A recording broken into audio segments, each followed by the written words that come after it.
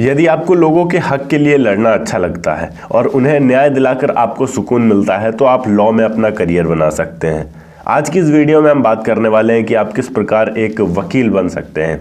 एक वकील बनने के लिए कौन से कोर्स करने होंगे और एक वकील बनने का प्रोसेस क्या होता है। वकील बनने के बाद आप कितने रुपए तक कमा सकते हैं, तो इस वीडियो को अंत तक ज़रूर देखिएगा। हेलो एंड वेलकम फ्रेंड्स, मेरा नाम है अनूप सिंह और आप देख रहे हैं आपका अपना YouTube channel. So let's get started. देखिए, अगर आप वकील बनना चाहते हैं तो सबसे इंपॉर्टेंट चीज़ है कि आपकी कम्युनिकेशन स्किल बेस्ट होनी चाहिए, आप लोगों से वार्तालाप प्रॉपर तरीके से कर सकें।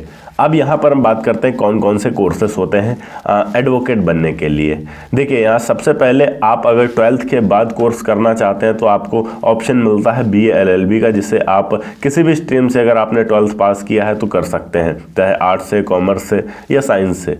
अगर आपने आर्ट्स से किया तो सबसे बेहतर है, क्योंकि आर्ट्स में तो कुछ ऐसे सब्जेक्ट्स भी होते हैं जिनमें हमें लॉ के बारे में ऑलरेडी पढ़ा दिया जाता है, जैसे कि 12th क्लास का संविधान चैप्टर, जिसमें हमें काफ़ी कुछ ऑलरेडी बता दिया जाता है, तो आपको और भी ज़्यादा आसानी होगी आगे जाकर। अगर आप 12th के बाद नहीं कर पाए हैं, आपने ग्रेजुएशन कर लिया, तो ग्रेजुएशन के बाद भी आपको LLB करने का ऑप्शन मिलता है और ये 3 साल का कोर्स होता है। अगर आप 12th से करते हैं तो ये होगा BA LLB 5 साल का। अगर आप ग्रेजुएशन के बाद करते हैं तो ये होगा आपका 3 साल का कोर्स।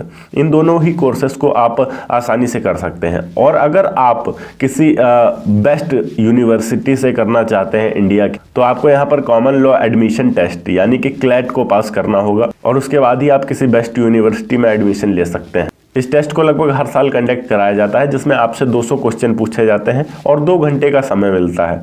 इसमें नेगेटिव मार्किंग भी होती है, मतलब अगर आप गलत निशान लगा देते हैं तो आपके नंबर माइनस हो जाते हैं। तो यहाँ पर आपको ध्यान से इस टेस्ट को देना है अगर आप इस टेस्ट को दे रहे हैं। दूसरी चीज़ की बात करते हैं। अभी यहाँ पर आपको अपने एक फील्ड को चुनना होगा जिसमें आप स्पेशल बन सकें। यहाँ लॉ में भी हमें कई सारे फील्ड्स मिलते हैं, जैसे कि criminal law, corporate law, patent attorney, cyber law, family law, banking law या फिर टैक्स लॉ। तो इनमें से किसी भी एक फील्ड में आप स्पेशल बन सकते हैं और अपने करियर को शुरू कर सकते हैं। अब जब तक यहाँ पर आपका LLB का कोर्स या BA LLB का कोर्स कर रहा है, तो इस समय के अवधि में या फिर इस कोर्स के बाद आपको किसी सीनियर एडवोकेट के साथ इंटर्नशिप करना होगा, ताकि आपको एक्सपीरियंस मिल सके कि आपको कचहरी में किस प्रकार काम करना है और किस प्रकार लॉ काम करता है, हमारे इंडिया का जुडिशियल सिस्टम किस तरीके से काम करता है। ये सारी चीज़ें आप समझ सकेंगे। और एक सीनियर का होना काफ़ी ज़्यादा ज़रूरी है, एक गुरु का होना काफ़ी ज़्यादा ज़रूरी है, जिससे आप चीज़ों को सीख समझ पाएंगे। यदि आप LLB या BA LLB का कोर्स कंप्लीट कर लेते हैं, उसके बाद आपको स्टेट बार काउंसलिंग से लाइसेंस लेना पड़ेगा, जिसके बाद ही आप किसी भी प्रकार का मुकदमा लड़ सकते हैं। बिना इस लाइसेंस के आप मुकदमा नहीं लड़ सकते हैं, और अगर आप हाई कोर्ट में जाना चाहें तो वहाँ पर जाकर भी मुकदमा नहीं लड़ सकते हैं। उसके लिए भी कम से कम आपको 5 साल का एक्सपीरियंस भी चाहिए होगा, प्लस यहाँ स्टेट बार काउंसलिंग के साथ आपको लाइसेंस भी मिला होना चाहिए। यहाँ सबसे मोस्ट इंपॉर्टेंट क्वेश्चन इनकम की बात करते हैं कि एक वकील कितने रुपए तक कमा सकता है। तो यहाँ अगर हम गवर्नमेंट वकील की बात करें तो गवर्नमेंट वकील बनने का प्रोसेस थोड़ा सा अलग होता है यहाँ पर गवर्नमेंट वकील की एक सैलरी होती है। वो डिपेंड करता है कि आप डिस्ट्रिक्ट वकील हैं, हाई कोर्ट वकील हैं या सुप्रीम कोर्ट के वकील हैं। अगर हम ऑन एन एवरेज डिस्ट्रिक्ट वकील की सैलरी पकड़ कर चले तो 25,000 से लेकर 40,000 के समथिंग हो सकती है।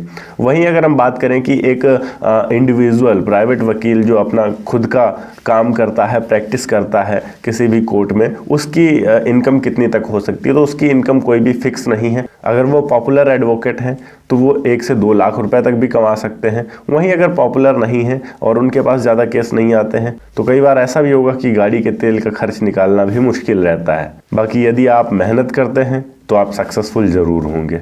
वो आपके ऊपर डिपेंड करता है, आपकी मेहनत पर डिपेंड करता है। ये थी एक छोटी सी वीडियो कि आप किस प्रकार वकील बन सकते हैं। अगर वीडियो अच्छी लगी हो तो वीडियो को लाइक करके चैनल को सब्सक्राइब जरूर कर दीजिएगा। मैं मिलता हूँ आपको नेक्स्ट वीडियो में एक नए टॉपिक के साथ। तब तक के लिए जय हिंद, वंदे मातरम।